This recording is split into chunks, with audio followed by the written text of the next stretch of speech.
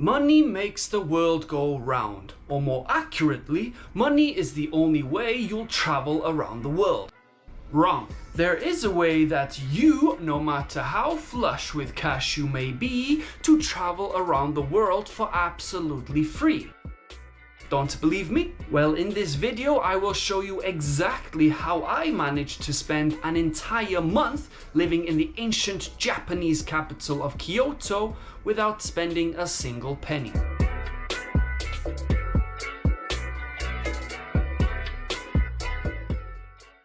If you're going to travel on a long-term basis, you're going to need one of two things: time or money. Though many of us do have a career to uphold, with a quick letter of resignation and a good old fuck you to your boss, you'll have all the time in the world on your hands. Money, on the other hand, is a little harder to come by. And let's face it, traveling isn't cheap. When you add up the price of accommodation, transport, food, strip clubs, and one too many souvenirs, then it really starts to become an expensive hobby. Especially when you come with the basic bitch demands of a 5-star hotel with an infinity pool and an ocean view. Sadly, most of us can't live off daddy's credit card. Traveling takes a certain amount of sacrifice. Take me, for example. I've sacrificed any hopes of having a career just to do what I do. But you might not have to go that far. If you think you can live the jet-set lifestyle on a barman's salary, then you're sorely fucking mistaken. Life on the road ain't pretty. It's sleeping in a run-down hostel with 10 other sweaty bastards and a broken air conditioner. It's eating out of side street carts with rats running across your feet. This is what it takes. So forget your delusions of having luxury handed to you on a plate. We should all be so lucky. If you want to travel for free, you're going to have to earn it. There are a few ways this can be done. The best option is to work for your stay. I went into greater detail on this topic in one of my previous videos. The basic premise being that there are thousands upon thousands of opportunities across the world where you can volunteer and in return you'll get a free place to stay. There's a number of websites online which offer these kind of opportunities. The one I've been championing for years is Workaway.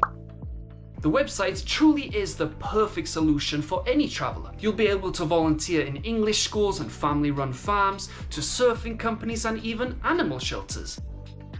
For more details, be sure to check my previous video. Or you can check out my website down below. This is exactly what I took advantage of during my stay in Kyoto. Of the many opportunities available, I chose the overall best option for any backpacker out there: to work in a hostel. I hear your arguments before you even start. You're not getting it for free then. You won't get to travel. Blah blah fucking blah. Well, first of all, you're not working a 9-to-5 back-breaking job.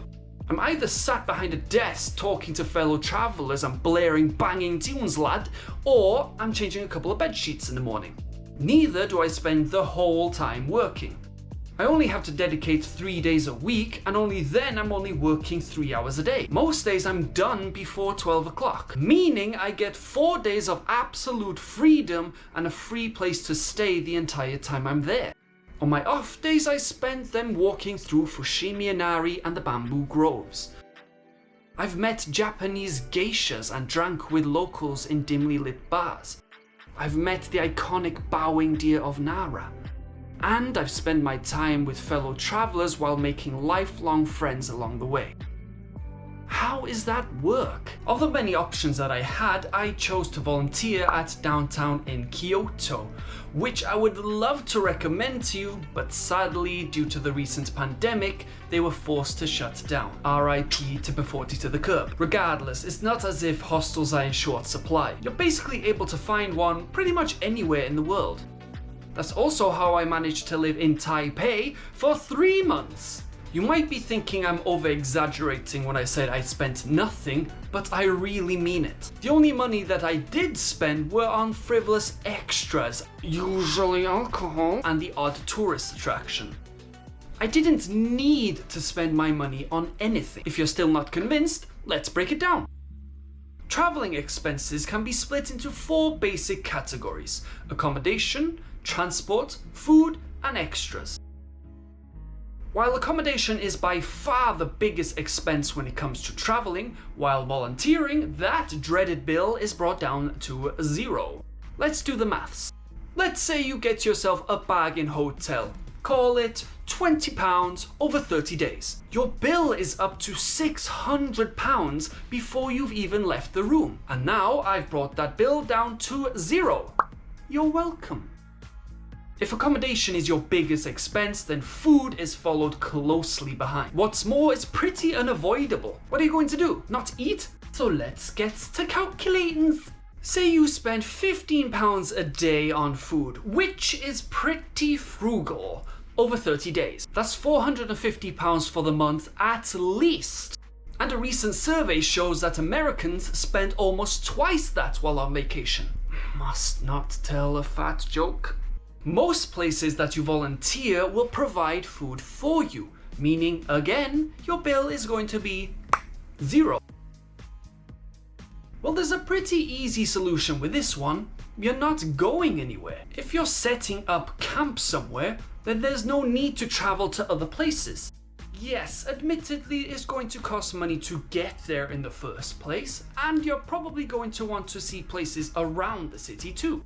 That being said, there are still some ways you can save money while doing that too. While in the city, you could use the subway or the different bus routes. But why? Kyoto isn't that big, and other cities aren't that big either. And as I'm basically living in the city, then there's no rush. I can take my time and walk to these places on a snail's pace, see one attraction a day. I don't have to cram it all in at once. What's the rush? So let's do some brief calculations here. Kyoto subway costs 220 yen for short distance journeys, which comes to roughly £1.35, which will actually be double as obviously you'll be too lazy to walk back. So let's assume you take one round trip every day for 30 days. That's another £81 at least to add to your bill.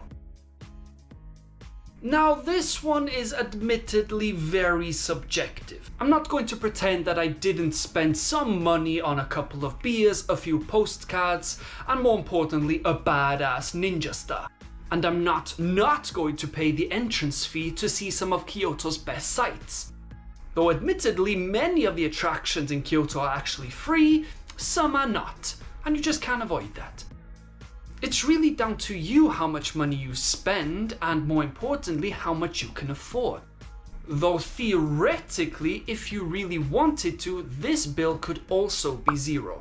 So let's sum up. For a typical sightseeing Bermuda shorts and straw hat wearing tourist, the cost of accommodation, transport, food, and a couple of extras will bring you to a minimum of £1,131 for a month. My total? 0. But what's really crazy about this situation is that you can theoretically live this way for weeks, months, even years at a time. Sadly, I had to limit my time to between 5 to 6 weeks here in Kyoto, simply because a tourist visa only lasts for 3 months in Japan. But the reality is, if I really wanted to and could find a way to maintain a visa, I could stay here indefinitely without paying a single penny. So what's the result of all of this? Well, I got the privilege of experiencing a once-in-a-lifetime opportunity. I lived in Kyoto. I wasn't simply traveling through, snapping a couple of photos and moving along. For a brief period of time, I became a local. I traveled to every corner of Kyoto and I experienced the vibe of the city firsthand while enjoying a slice of Japanese life. In between super relaxed periods of work, I got to explore some of Japan's greatest and most iconic sites. I strolled through the streets of Gion beside genuine Japanese geishas. I traveled from one serene temple to the next. I interacted with locals along cobbled streets and conversed with them over glasses of sake. I had the ultimate Japanese experience. Hands down, Kyoto has to be considered the best city in Japan. Of course, I have some level of bias here. Even though I've experienced the LSD sensory overload of Tokyo and a modernized Nagoya, nothing compares to the serene beauty of Kyoto. The cultural and spiritual capital of Kyoto defines many of Japan's most revered phenomenons. This modest city has everything a traveller would ever want, whether it's a spiritual retreat or a natural getaway, booming bar scenes or humble tea houses. The city perfectly illustrates the spectrum of what makes Japan so unique. The point I'm trying to make in this video is that this once-in-a-lifetime opportunity, my little slice of Japanese life, didn't cost me anything. Though sadly nothing in this life is free, and you can't get opportunities like this handed to you on a silver platter. Like everything else in life, if you want it, you're going to have to earn it. But the important point to remember here is that it's something that anyone can do. It doesn't matter how much money you have or your educational background, and neither does it matter where you're from. It's open to absolutely anyone. There's nothing standing in your way. This kind of life won't be everyone's cup of tea, and that's fine. If you want to spend thousands on a week-long vacation, then be my guest. You're free to waste your money however you feel fit. Just know if you would like to travel the world for next to no money at all, then there's a way to do it.